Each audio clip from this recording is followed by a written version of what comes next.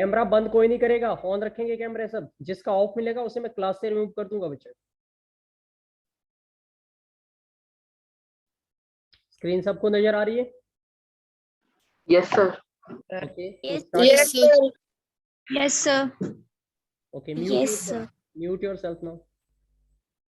Mute कर दो सारे बच्चे अपने आप को। सो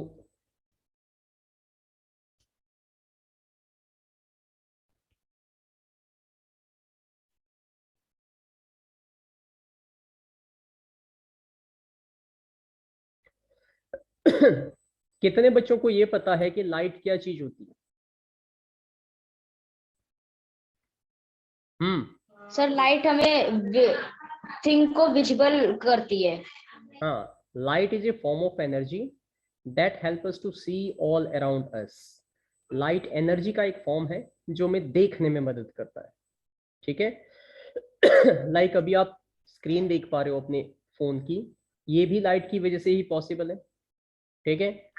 और जो कुछ भी हम देख पाते हैं उन सब के पीछे अगर हम ढूंढे कि कारण क्या है तो दैट इज लाइट। तो लाइट एक एनर्जी का फॉर्म होता है, एनर्जी का एक रूप होता है जो आपको देखने में हेल्प करता है। एंड लुक एट हियर, कल मैंने एक वीडियो शेयर किया था जो कि लास्ट ईयर के बच्चों का था। ठीक है, आज इस वीडियो को मैं दोबारा तुम्हारे सामने। आपकी आवाज नहीं आ रही। मेरी आवाज नहीं आ रही? अब लाइट की हम बात कर रहे थे तो मैंने आपको थोड़ी देर पहले लाइट की एक छोटी सी डेफिनेशन बताई जो कि यहाँ पे दोबारा लिखी हुई है। इसमें इन्होंने लिखा है light is a form of energy that enable us to see around us. यानी कि लाइट एनर्जी का एक फॉर्म है जो आपको जो कुछ भी आप देख पाते हो, जो भी आपकी आईज देख पाती है, वो सब इसलिए पॉसिबल है बिकॉज देयर इज लाइट। अगर आप एक डार्क रूम में खड़े हो जाओ और आप अपने चारों तरफ देखो तो आपको कुछ नजर नहीं आएगा, सब कुछ अंधेरा हो जाएगा वहां पे। इससे क्लियर होता है कि लाइट के बिना हमें कोई भी चीज दिखती नहीं है। और लाइट करती क्या है? जिस भी चीज पे बेटा लाइट पड़ती है उस चीज पे वो लाइट क्या होती है, पड़ने के बाद रिफ्लेक्ट होती है। जनरली तीन पॉसिबिलिटीज होती है जब भी लाइट किसी चीज से टकराती है। पहली पॉसिबिलिटी होती है कि वो लाइट जिस चीज पे पड़ रही है वो सरफेस उस पूरी लाइट को एब्जॉर्ब कर ले, तब वो चीज आपको ब्लैक दिखेगी। मतलब अगर लाइट कभी रिफ्लेक्ट ना हो तो ब्लैक दिखेगी। अंधेरे में आपको ब्लैक ही तो दिखता है, मतलब देयर इज नो लाइट जो रिफ्लेक्ट होकर आपकी आंखों में आए। दूसरी पॉसिबिलिटी होती है कि लाइट जब भी किसी सरफेस पे टकराती है तो पूरी की पूरी लाइट अगर वो रिफ्लेक्ट हो रही है तो वो लाइट आपको कैसी दिखाई देगी? व्हाइट दिखाई देगा, क्योंकि जो लाइट है वो 7 कलर का कॉम्बिनेशन है जो आगे मैं आपको बताने वाला हूँ। अगर आपको व्हाइट और ब्लैक के अलावा कोई और कलर दिख रहा है किसी भी चीज का तो समझ लीजिए उन 7 कलर में से वही पर्टिकुलर कलर है जो ऑब्जेक्ट रिफ्लेक्ट कर रहा है, बाकी सारे कलर एब्जॉर्ब हो रहे हैं। तो this is how you can understand कि light is quite important part of our life and it's a form of energy simply. Okay, तो एक छोटी सी डेफिनेशन और इसमें इन्होंने इसको थोड़ा सा मॉडिफाई किया है कि we can see that it is an electromagnetic wave. अब ये इलेक्ट्रोमैग्नेटिक वेव जो है ये एक फिजिक्स की टर्म है जो कि आप 11th-12th में जब फिजिक्स पढ़ोगे तो वहां पे इसकी सेंस को क्लियर किया जाएगा। बट आप अभी सिर्फ नाम याद रख सकते हो, that can travel through the medium. अब ये कौन बच्चा है जो बीच में डिस्टर्ब कर रहा है? मैंने कहा था म्यूट रखें। सुन लो बेटा, कहना मान लिया करो।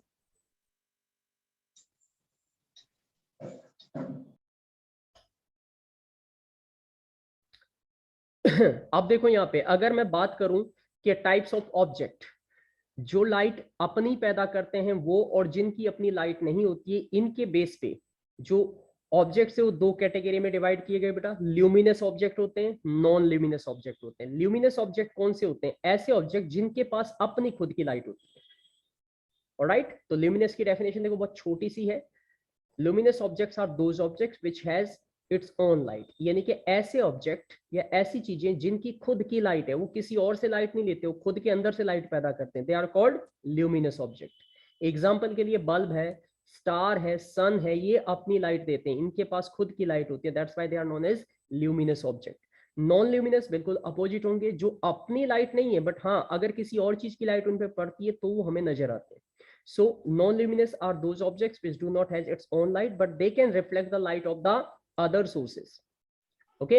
और नॉन ल्यूमिनस की एग्जांपल आपके कमरे में जितनी भी चीजें हैं वो सारे नॉन ल्यूमिनस है, लेकिन जो बल्ब आपके रूम में जल रहा है वो ल्यूमिनस में आएगा। लेकिन वो कैसा ल्यूमिनस है? आर्टिफिशियल। और कुछ नेचुरल होते हैं जैसे सन है, स्टार है, उनकी अपनी खुद की लाइट होती है। अब ये कोमल क्यों हाथ चला रही है बेटा? मान जा। आगे देखिए, when light fall on any surface either of these phenomena takes place, जब भी लाइट बेटा किसी भी सरफेस पे किसी भी चीज पे पड़ेगी तो इनमें से ये पॉसिबिलिटी आपको देखने को मिल सकती है, ये संभावनाएं होती है। Light falling on the surface में गेट एब्जॉर्ब, लाइट पूरी की पूरी सरफेस पे पड़ी और वो पूरी की पूरी एब्जॉर्ब हो गई, जैसे कि आप यहाँ पहले डायग्राम में देख सकते हो। अब ये पूरी लाइट अगर एब्जॉर्ब हो रही है तो इसका मतलब ये सरफेस आपको कैसा दिखेगा, ब्लैक दिखेगा। और ब्लैक दिखने का कारण मैंने थोड़ी देर पहले बताया, जो लाइट को पूरी की पूरी पी जाए, एब्जॉर्ब कर ले, खा जाए, वो वापस तो कुछ भेजेगा नहीं। तो ऐसे ऑब्जेक्ट में वो चीज क्या कर रहा है, लाइट वापस दे नहीं रहा है। तो जो चीज लाइट नहीं देगी वापस, वो हमेशा डार्क दिखती है, ब्लैक दिखती है। अंधेरे में भी यही सीन होता है, आपको जब लाइट नहीं होती है तो आपको चारों तरफ डार्क और ब्लैक दिखता है। It means there is no light reflection जो आपकी आईज डिटेक्ट कर सके। दूसरी पॉसिबिलिटी क्या होती है, light falling on the surface में पास थ्रू द सरफेस। एक चीज होती है कि वो अगर ऑब्जेक्ट है जिसपे लाइट पड़ रही है, अगर वो ट्रांसपेरेंट ऑब्जेक्ट है तो वो लाइट को क्या करेगा, पास कर देगा, जैसे कि ग्लास में से एयर में से लाइट पास हो जाती है। और ऐसे में वो लाइट जो है वो उसको क्रॉस करके दूसरी तरफ निकल लेगी। तीसरी चीज है light falling on the surface में बाउंस बैक। अब क्या हो सकता है कि अगर वो सरफेस कैसा है, ओपेक है और साथ में वो शाइनी है, बहुत पॉलिश सरफेस है, जैसे कि मिरर होता है आपका, तो उसमें अगर कोई भी लाइट पड़ रही है तो उस लाइट को 100% वापस रिफ्लेक्ट करेगा। And that that bouncing back of light is called reflection. यहां से हमें रिफ्लेक्शन की डेफिनेशन समझ में आ जाएगी। Got it? तो ये रहा रिफ्लेक्शन की डेफिनेशन। तो व्हाट इज रिफ्लेक्शन आपसे पूछेंगे, you have to answer it. It is the bouncing back of light rays on striking the surface. When the light rays falls on the surface and all the rays are reflected back, then this is known as reflection of light। ये diagram आप देख सकते हो, यहाँ पे ये सन है, सन की एक सिंगल लाइन हमने रे दिखा रखी है। याद रखना, एक सिंगल लाइन को हम रे कहते हैं, और जब बहुत सारी लाइंस होती है जो पैरेलली होती है तो उसे बीम ऑफ लाइट कहा जाता है। ठीक है, तो रे और बीम को आप 7th में पढ़ चुके हो। यहाँ पे ये सन है और इसमें से हम एक सिंगल रे को कंसीडर कर रहे हैं। ये रे आ रही है यहाँ पे इस ग्रीन कलर के सरफेस पे स्ट्राइक कर रही है। ये सरफेस मिरर की तरह बहुत ही पॉलिश्ड है, फाइन है, तो ये पूरी की पूरी लाइट को वापस बाउंस बैक कर रहा है। और ये जो अपोजिट डायरेक्शन में आपको दिखाई दे रही है एरो के साथ, this is the reflected ray. और ये पूरा फिनोमेनन ही आपका रिफ्लेक्शन का डायग्राम बनाता है। ओके, अब आगे देखो बेटा, कुछ कैरेक्टर्स हमें देखने होते हैं। जो बेस्ट रिफ्लेक्टर है धरती पे, ठीक है, वो सिल्वर मेटल माना जाता है। इसीलिए ज्यादातर मिरर के पीछे जो पॉलिश की जाती है, जिस मिरर में आप अपना फेस देखते हो, अपने आप को देखते हो, उसमें पीछे सिल्वर की ही जो है वो पॉलिश की जाती है, क्योंकि सिल्वर का मेटल सबसे ज्यादा शाइन करता है, रिफ्लेक्ट करता है, और उसमें आपको अपनी इमेज बहुत ही क्लियर और साफ नजर आती है। तो कुछ कैरेक्टर मैं आपको बता रहा हूँ, बेस्ट जो रिफ्लेक्टर होते हैं उसके क्या क्या कैरेक्टर होते हैं। पहला कैरेक्टर होता है, it should have shiny surface. यानी कि अगर हम चाहते हैं कि लाइट पूरी रिफ्लेक्ट हो तो उसका सरफेस कैसा होना चाहिए, शाइनी होना चाहिए, बिल्कुल फाइन और प्लेन होना चाहिए। दूसरी property, it should have polish surface. Surface polish होना चाहिए, जितना चमका हुआ सरफेस होगा उतनी लाइट रिफ्लेक्ट होगी। इसीलिए आप देखते होंगे कई बार आपके घर में जब नया घर बनता है तो जो फ्लोर होता है नीचे, जब उसमें पॉलिश की जाती है तो उसमें आपको अपना रिफ्लेक्शन तक दिख जाता है। एंड दैट इज हाउ कि ये बताता है कि इसका पॉलिश सरफेस है तो वो ज्यादा रिफ्लेक्शन कर रहा है। तीसरी प्रॉपर्टी बेस्ट रिफ्लेक्टर की होती है कि वो सरफेस कैसा होना चाहिए, स्मूथ होना चाहिए, जिगजैग नहीं होना चाहिए, बिल्कुल स्मूथ होना चाहिए। क्योंकि रिफ्लेक्शन दो टाइप का होता है, एक होता है आपका, ठीक है, जिसे कह सकते हैं नॉर्मल रिफ्लेक्शन, और दूसरा होता है आपका डिफ्यूज रिफ्लेक्शन। ठीक है, तो डिफ्यूज रिफ्लेक्शन वो होता है जहां पे सरफेस जो है अनइवन होता है, इक्वल नहीं होता है। और दूसरा पॉइंट आपको याद रखना है, अगर वन वर्ड में आंसर आए तो विच मेटल या which is name the metal which is the best reflector, तो जवाब आपको याद रखना होगा सिल्वर का। ठीक है, उसके बाद आगे देखिए कुछ टर्म्स है हमारी, और ये टर्म्स और ये डायग्राम, ये दोनों ही चीजें बहुत इंपॉर्टेंट है, याद रखिएगा। ये वीडियो में अभी कंप्लीट करने के बाद ये रिकॉर्ड हो रहा है, रिकॉर्ड होने के बाद ये मैं अपने यूट्यूब चैनल पे डाल दूंगा, वहां से आप सभी बच्चे इसे दोबारा, ठीक है, देखेंगे। बल्कि मैं आपका इसका लिंक भी भेज दूंगा ताकि आप इसे दोबारा देखो, पॉज करके सारी इसकी जो है आप क्या करोगे, नोट करोगे, नोट डाउन करोगे सारे नोट्स को अपनी नोटबुक पे साइंस की, और उसके बाद उन्हें अच्छे से तैयार करोगे। और साथ में जो आप नोट करोगे आज, उसकी फोटो आप ग्रुप पे डालोगे, सो दैट मुझे पता लग सके कितने बच्चों ने आज का होमवर्क पूरा किया है। ओके, अब टर्मिनोलॉजी। टर्मिनोलॉजी मतलब इंपॉर्टेंट डेफिनेशंस। तो सबसे पहले ये देखिए, इंसिडेंट रे, फिर पॉइंट ऑफ इंसिडेंस, फिर रिफ्लेक्टेड रे और नॉर्मल रे। इन 3-4 चीजों के बारे में मैं आपको बताने वाला हूं। आप सिर्फ डायग्राम को फोकस करो तो आपको सारी बात समझ में आ जाएगी। ये जो डायग्राम आपको दिखाई दे रहा है, ये नीचे की तरफ एक प्लेन मिरर लगाया गया है बेटा, और इस प्लेन मिरर का काम है रिफ्लेक्शन करना, बिकॉज ये हाईली पॉलिश्ड सरफेस है और इसमें रिफ्लेक्शन 100% होगा। तो ये जो लाइट यहाँ से जो रे आ रही है नीचे की तरफ जिसमें एरो डाउन दिखाई दे रहा है, इस रे को हम बोलते हैं इंसिडेंट रे. तो the ray that is coming from the source of light and strike on the surface of the plane mirror is called incident ray. And जहां पे ये रे टकरा रही है उस पॉइंट को पॉइंट ऑफ इंसिडेंस कहा जाता है. उसके बाद टकराने के बाद ये बिल्कुल अपोजिट डायरेक्शन में, जिस एंगल पे आ रही थी उसी एंगल पे अपोजिट डायरेक्शन में ये ऐसे जा रही है, इस रे को बोलते हैं रिफ्लेक्टेड रे. तो इसकी डेफिनेशन क्या होगी, रिफ्लेक्टेड रे को बोलेंगे the ray that bounces back after striking is known as what, reflected ray. तो जो बाउंस बैक हो रही है, जो टकरा के वापस जा रही है, उसको हम रिफ्लेक्टेड रे कहते हैं. और यहाँ पे जो रेड कलर की एक लाइन आपको परपेंडिकुलर की तरह दिखाई दे रही है ऐसे, जो इस मिरर के ऊपर, प्लेन मिरर के ऊपर परपेंडिकुलर है, 90 डिग्री का एंगल बना रही है, उसे कहते हैं नॉर्मल. और ये इमेजिनरी रे होती है, एक्चुअल में ये नहीं होती है, बस सिर्फ इसको समझने के लिए, ताकि हम यहाँ पे दो एंगल समझ सके, angle of incidence and angle of reflection, उसके लिए होती है. तो फिर से सुन लीजिए, यहाँ पे आपने कितनी चीजें नोटिस की, incident rays there, reflected rays there, ठीक है, और एक रेड कलर की जो लाइन जो परपेंडिकुलर दिखाई दे रही है उसे नॉर्मल कहते हैं, और नीचे जो ये आपको प्लेन सरफेस दिखाई दे रहा है, ये फिलहाल हमारे पास प्लेन मिरर है, ठीक है. और यहाँ पे अगर आप इंसिडेंट रे और इस रेड कलर के जो नॉर्मल है इसके बीच में देखिए तो एक एंगल बनता है, इस एंगल को बोलते हैं एंगल ऑफ इंसिडेंस. सिमिलरली यहाँ रिफ्लेक्टेड रे और नॉर्मल के बीच में भी एक एंगल बनता है, इसे बोलते हैं एंगल ऑफ रिफ्लेक्शन. ओके, तो अब इंसिडेंट रे की डेफिनेशन जो इन बुक में आपको दी है वो लिखिए. तो it is the ray that strike the surface is known as incident ray. And what is point of incidence, the point, ठीक है, at which incident ray strike. ये देखो यहाँ पे इस पॉइंट को देखो ध्यान से, जहां पे मेरा एरो आ रहा है, यहाँ पे देखिए जहां पे रे आके स्ट्राइक कर रही है मिरर पे, उस पॉइंट को, और जहां से आपकी रिफ्लेक्टेड रे निकल रही है उस पॉइंट को, जहां नॉर्मल आके इनको मीट कर रहा है, जहां तीनों रे एक पॉइंट पे मीट कर रही है, इस पॉइंट का नाम है point of incidence. Reflected ray को कैसे डिफाइन करेंगे, आप कह सकते हो the ray that bounces back on striking the surface is called reflected ray. And what is normal, the perpendicular drawn to the surface of the mirror is known as normal. तो ये हो गया पूरे का पूरा टर्मिनोलॉजी वाला part. और अभी कुछ और चीजें बची जो मैं आगे बताने वाला हूँ, जैसे कि एंगल ऑफ इंसिडेंस क्या होता है. डेफिनेशन बहुत सिंपल है, आप फिगर देखिए, डायग्राम देखिए, और इस रे डायग्राम से आप समझ जाओगे कि angle between incident ray and normal is called angle of incidence, and angle between reflected ray and normal is called angle of reflection. ठीक है, अब उसके बाद ये डेफिनेशन है आपके पास एंगल ऑफ इंसिडेंस की और एंगल ऑफ रिफ्लेक्शन की, जो कि जिस बच्चे को ये डायग्राम समझ में आ जाएगा, जिसको ये पूरा रे डायग्राम क्लियर हो गया है, वो डेफिनेशन देख के जो उसे दिख रहा है उन्हीं को शब्दों में कन्वर्ट करेगा, तो वो अपनी डेफिनेशन क्लियर आउट कर सकता है. तो angle between incident ray and normal is called angle of incidence. अगली क्लास के अंदर मैं आपसे ये सारी डेफिनेशन वन बाय वन हर एक स्टूडेंट से पूछूंगा, तो ये सभी बच्चों को अच्छे से तैयार करनी है. आप इन्हें समझ के करोगे तो ज्यादा अच्छा है, अदरवाइज आप इन्हें लर्न कर लो, चॉइस इज योर. मेरी सलाह रहेगी कि आप इन्हें सीखो, समझो और आप बता पाओ. एंगल ऑफ रिफ्लेक्शन के लिए आप सिंपल बोलोगे angle between reflected ray and normal रे. प्लेन ऑफ रिफ्लेक्शन क्या है, प्लेन वो है जहां पे सारी रेज आके टकरा के फिर वापस आ रही है, तो आप कह सकते हो plane where the incident ray reflected and normal ray जो है लाइज एंड इंसिडेंट रे आके जो है वो स्ट्राइक करती है, उस पॉइंट को, उस जगह को प्लेन कहा जाता है. ओके, अब आगे देखिए बेटा, नेक्स्ट पॉइंट पे आपके पास कुछ लॉज ऑफ रिफ्लेक्शन. अब ये जो क्वेश्चन तुम्हारा आता है वो 3 नंबर में क्वेश्चन आता है. क्वेश्चन आएगा, ठीक है, कि what is reflection, draw the well label diagram of reflection and state the 2 laws of reflection. ये 3 पॉइंट पूछेंगे, 3 नंबर या 4 नंबर में ये क्वेश्चन आपका डेफिनेटली एग्जाम में आता है. इससे इंपॉर्टेंट पार्ट, तो आप इसे बहुत ध्यान से सुने, समझे और तैयार भी कर ले. लॉज ऑफ रिफ्लेक्शन में भी कुछ नहीं करना है, आपने नाम याद कर लिए हैं, इंसिडेंट रे, कॉमा लगाया, रिफ्लेक्टेड रे, ठीक है, एंड नॉर्मल, ये सारे नाम लिख के और लास्ट में क्या लिख दिया, all line the same plane. तो ये फर्स्ट लॉ ऑफ रिफ्लेक्शन बन जाता है.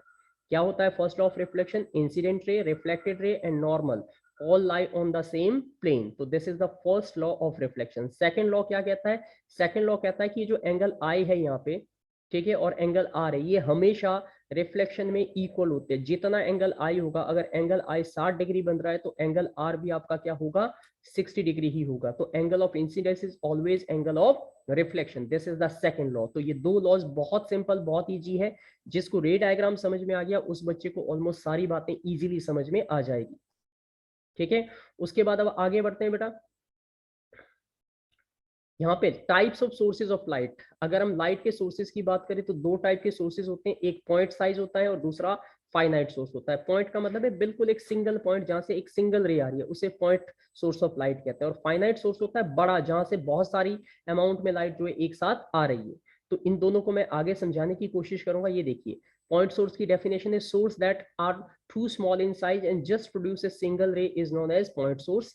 एंड फाइनाइट सोर्स को आप कैसे डिफाइन करोगे? The sources that have certain height, मतलब जिनकी बहुत बड़ा दायरा होता है, बहुत ज्यादा अमाउंट में लाइट, जैसे कैंडल है, सन है, बल्ब है, उनको हम कहेंगे फाइनाइट सोर्स। और अगर आपके पास लेजर लाइट है तो उस लेजर लाइट को आप क्या बोलेंगे? पॉइंट सोर्स बोलेंगे। ठीक है, उसके बाद आगे देखिए बेटा, टाइप्स ऑफ मिरर की बात करेंगे।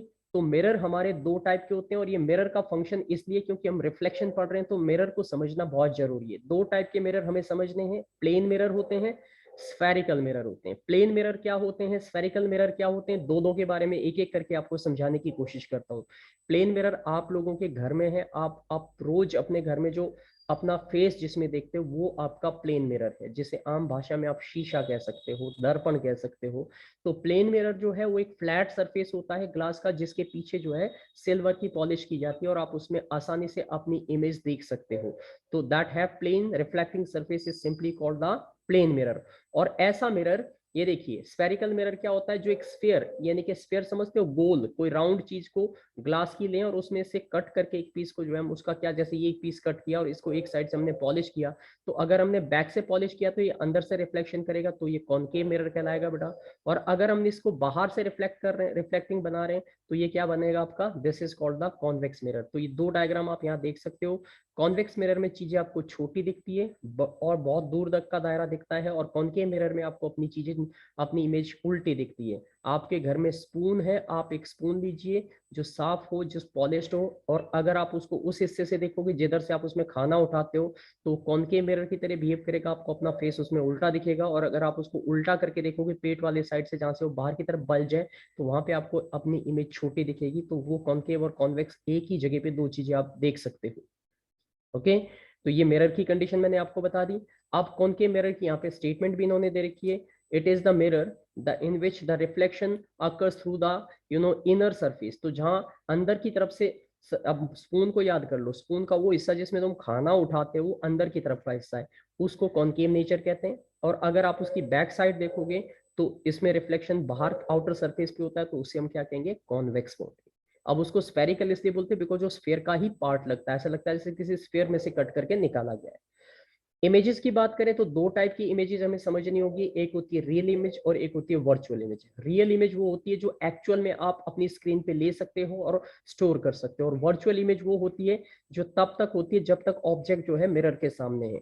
तो जो आपके घर में प्लेन मिरर है उसके सामने जब तक तुम खड़े हो तब तक तो तुम्हें अपनी इमेज दिखती है, जैसे आप मिरर के सामने से हटते हो तो आपकी इमेज भी गायब हो जाती है।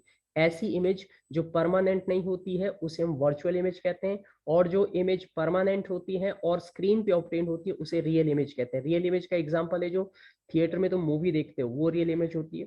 ठीक है, जो आप अपनी पिक्चर खींचते हो कैमरे में, वो रियल इमेज होती है, क्योंकि वो स्क्रीन पे परमानेंटली फिक्स हो जाती है। ओके, तो देखिए रियल इमेज की डेफिनेशन कुछ ही है, और ये नीचे आपको थिएटर का डायग्राम दिखा रखा है जिसमें आप देख सकते हो कि एक फिल्म चल रही है और उसमें जो इमेज आपको दिखाई दे रही है स्क्रीन पे, वो रियल इमेज के एग्जांपल है। तो डेफिनेशन कैसे लिखोगे रियल इमेज की? It is the image that which is formed when the reflected rays actually meet, यानी कि जो रेज जा रही है अगर एक्चुअल में कहीं इंटरसेक्ट होती है, एक दूसरे से मिलती है, तो जो इमेज बनेगी वो परमानेंट होगी, उस परमानेंट इमेज का नाम होगा real image. It is always inverted, ये इमेज हमेशा उल्टी बनती है। रिमेंबर इट, उल्टी मतलब कहने का मतलब अगर आप अपनी इमेज कहीं देख रहे हो और आपको अपनी इमेज उल्टी दिख रही है, सिर नीचे दिख रहा है पैर ऊपर दिख रहे हैं, तो समझ लो वो इमेज रियल है। और अगर आप इमेज देख रहे हो और आपको सीधी दिख रही है, जैसे कि आप अपने घर में जो आपका मिरर है प्लेन मिरर, उसमें आपको अपनी इमेज सीधी दिखती है, तो वो इमेज कैसी है? आपकी वर्चुअल इमेज है। तो ये डिफरेंस भी पूछे जाएंगे, differentiate between real image and virtual image. तो आप लिखोगे real image is obtained on the screen whereas the virtual image cannot be obtained on the screen. Real image is always inverted, virtual image is erect, सीधी होती है। ठीक है, real image can be obtained on the screen but the virtual image cannot be obtained on the screen। तो ये सारी properties आपको, और ये जितनी भी बातें मैं आपको बता रहा हूँ बेटा, ये सब के सब आपके एग्जाम में आने वाले कंफर्म टॉपिक है। वर्चुअल इमेज की डेफिनेशन देखो, the image that can not be obtained on the screen is called virtual image. अब यहाँ पे जो डेफिनेशन लिखी है आप चाहो तो उसे लिख सकते हो, लर्न कर सकते हो, या फिर सिंपल शब्दों में जो मैंने आपको बताया था, image that can not be obtained on the screen is called virtual image. और the image that can be obtained on the screen is called real image. Simple statement आपके लिए ये है। और मैंने आपको बताया था रियल इमेज इन्वर्टेड होती है, तो वर्चुअल इमेज क्या होती है, इरेक्ट होती है। रियल इमेज को अगर हम स्क्रीन पे ला सकते हैं तो virtual image can not be या can be obtained on screen. ये इन्होंने गलत लिखा है, कैन नॉट आएगा यहाँ पे, क्या आएगा, कैन नॉट बी, कांट लिखा हुआ एक्चुअल में, कांट बी। समझ गए? तो ये हो गया आपके पास इमेज की बात। अब image formed by the plane mirror अगर हम देखें, अगर आप यहाँ पे कोई ऑब्जेक्ट रखो और ये मैंने एक प्लेन मिरर बना रखा है ऐसे करके, इस ऑब्जेक्ट की एक रे ऐसे आएगी और एक रे ऐसे आएगी। अभी देखो दिखाता हूँ, ये रे आ रही है इसमें ऐसे और दूसरी आ रही है ऐसे। अब ये जो यहाँ पे आएगी वो रिफ्लेक्शन करके इस डायरेक्शन में जाएगी वापस, और जो ये सीधी जा रही है ये इसी पाथ को रिट्रेस करेगी। अब हमें क्या करना है, अब ये इमेज एक्चुअल में तो ये मीट कर नहीं रही है क्योंकि तो इधर की तरफ आ रही है, तो हमें तो मिरर के अंदर इमेज दिखानी, इसलिए हम पीछे की तरफ जो है वो डॉट में इसको ड्रॉ करेंगे दिखाने के लिए कि अगर ये लाइन ऐसे जाए तो ऐसे जानी चाहिए थी और ये रेज बैक जाए तो ऐसे जानी चाहिए। तो जहां पे ये मीट करेगा ये पॉइंट पे आपका क्या बन जाएगी, इमेज। तो ये समझ लो अगर ये ऑब्जेक्ट मिरर के सामने यहाँ से 5 मीटर की दूरी पे है तो इमेज जो आपकी मिरर के अंदर पीछे आपको दिखाई देगी वो भी 5 मीटर पीछे ही दिखाई देगी। इसी से हम ये कह सकते हैं कि जो इमेज फॉर्म होती है उसके कैरेक्टरिस्टिक क्या होते हैं, प्लेन मिरर के वर्चुअल इमेज बनाता है, इरेक्ट होती है, सेम साइज की, जितने साइज का ऑब्जेक्ट है उतनी साइज की आपको इमेज अपने मिरर में दिखती है। जितनी दूरी पे आप इमेज से खड़े हो उतनी दूरी पे आपको आपकी इमेज मिरर के अंदर दिखाई देगी, और लेटरली इन्वर्टेड होती है। अगर आप मिरर के सामने खड़े हो जाओ तो अपना राइट हैंड उठाइएगा, आपको ऐसा लगेगा जैसे वहां पे जो है कोई लेफ्ट हैंड उठा रहा है, और इसको बोलते हैं lateral inversion. Appearance of the left as right and right as left is known as lateral inversion. तो ये कैरेक्टर है किसके, ठीक है, क्वेश्चन यही आएगा 3 नंबर में कि write the characteristics of the image formed by the plane mirror. तो ये जो पॉइंट मैंने लिखा है कि image is virtual, image is erect, image is same size, distance of the object is same as that of the image in front of it, ठीक है। Distance of उसके बाद जो image is always laterally inverted, left side आपको right में नजर आएगी और राइट साइड आपको लेफ्ट में नजर आएगी, ठीक है। उसके बाद आता है लेटरल इन्वर्जन के बाद, लेटरल इन्वर्जन की डेफिनेशन यहां से आप देखना चाहो तो लिख सकते हो, यानी कि it is the phenomenon in which left hand side become right hand side and right hand side become left hand side. तो अगर हम मिरर के सामने खड़े हो और आप अपना राइट हैंड उठा रहे हो तो ये देखो यहाँ इसका राइट है, लेकिन मिरर में देखिए तो ऐसे नहीं लग रहा है आदमी आपकी तरफ घूम रहा है, तो इसका लेफ्ट है, और इसी चीज को हम लेटरल इन्वर्जन कहते हैं। इसका इस्तेमाल बेटा एम्बुलेंस आपने कार में देखा होगा उसमें किया जाता है। 2 टाइप के रिफ्लेक्शन होते हैं, regular reflection, diffuse reflection. The regular reflection जो है प्लेन सरफेस पे होता है जिसमें सारी रेज इक्वली वापस आती है, और डिफ्यूज रिफ्लेक्शन वहां होता है जहां आपका सरफेस क्या होता है, रफ होता है, उसमें कुछ रेज इधर जाती है कुछ उधर जाती है। डायग्राम से दिखाने की कोशिश करता हूँ, ऐसे ये देखो ये सारी रेज आ रही है इसी डायरेक्शन में वापस ऐसे अपोजिट डायरेक्शन में जा रही है। तो ये जो पहला डायग्राम है ये रेगुलर रिफ्लेक्शन का है, और ये जो दूसरा डायग्राम है इसमें आपका जो सरफेस है वो अनइवन है, प्लेन नहीं है, इसलिए कुछ रेज इधर डिस्ट्रीब्यूट हो रही है कुछ इधर, तो इसे कहते हैं हम डिफ्यूज्ड और इरेगुलर रिफ्लेक्शन, ठीक है। अगले टॉपिक में हम जो बात करेंगे वो ह्यूमन आई की बात करेंगे अगली क्लास के अंदर। तो अभी हमारे पास समय कम बचा है, तो ह्यूमन आई काफी इंपॉर्टेंट टॉपिक है, वो अगले उसमें हम पूरा करेंगे। आज के लिए आप बस इतने पे ही कंप्लीट कर लीजिए, ठीक है। और मैं अभी स्क्रीन शेयरिंग अब बंद कर रहा हूँ। ये जितना भी मैंने इसका वीडियो आपको मिल जाएगा, कल भी मैंने भेजा था, जिन बच्चों ने देखा था वो प्री रिकॉर्डिंग पहला पिछले क्लास की रिकॉर्डिंग थी, पिछले साल जो बच्चे 8 में थे, ये आज तुम्हारा लाइव वीडियो है, इसका भी मैं लिंक शेयर करूंगा, और आप इसे दोबारा देखो, पॉज करके सारे नोट्स अपनी कॉपी पे लिखो। आपकी बुक में भी यही चीजें लिखी हुई है, शब्दों को इधर उधर किया जाता है, मीनिंग नहीं बदलते। आप चाहो तो डेफिनेशन अपनी बुक में अगर आपको लगती है इजी है तो आप वहां से ट्राई कर सकते हो, और अगर आपको लगता है कि ये जो मैं बता रहा हूँ यहाँ से आपको इजी लग रहा है तो you can go for this. आपका एग्जाम जो बनेगा वो बीच में से क्वेश्चंस निकलेंगे, इसलिए आपको चैप्टर पूरी नॉलेज प्रॉपर्ली थोरोली होनी बहुत जरूरी है। तो एक्सक्यूजेस नहीं काउंट होते हैं, सिंपल सी बात है। जो बच्चा सुन रहा है, जो फोकस कर रहा है, वो सारी बात समझ भी लेगा, और उसके बाद ये ऐसा नहीं कि वीडियो अभी देख लिया आपने तो आपको दोबारा ये क्लास नहीं मिलेगी, आपके पास इसका लिंक हमेशा अवेलेबल रहेगा। आप जितनी बार चाहो उतनी बार इसे देख सकते हो, समझ सकते हो, और अपनी नॉलेज को अच्छे से अपग्रेड कर सकते हो। तो ये था आज की क्लास का टॉपिक, और अब ठीक है